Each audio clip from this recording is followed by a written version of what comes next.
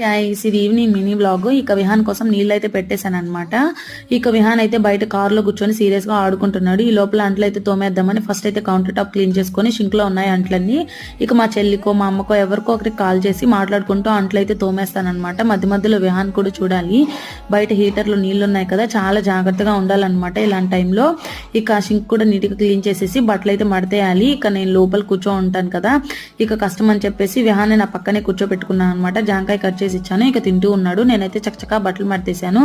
బట్టలు మడతేసే లోపల మళ్ళీ జాంకాయ తినేసి బుడ్డీలన్నీ కింద పడేశాడు. ఆల్రెడీ ఒకసారి ఎగబెట్టేసి నేనైతే అంట్లు తోమడం స్టార్ట్ చేశాను. ఇది రెండోసారి అనమాట. కసు ఊడ్చాలంటే ప్రతిసారి బొమ్మలు ఎత్తడమే పెద్ద టాస్క్ అనమాట నాకైతే. ఇంకేం చేస్తాం, చక్కచక్క బట్టలన్నీ ఎగబెట్టేసి ఆ తర్వాత బుడ్డీలు కూడా ఎగబెట్టేశాను అనమాట. ఆ తర్వాత కసు కూడా ఊడ్చేశాను. కసు ఊడ్చేశాక ఎంత నీట్ గా ఉందో చూడండి ఇల్లు. ఆ తర్వాత అయితే విహాన్కి స్నానం చేపించాలి. నచ్చితే సబ్స్క్రైబ్ చేయండి, అలాగే వీడియోకి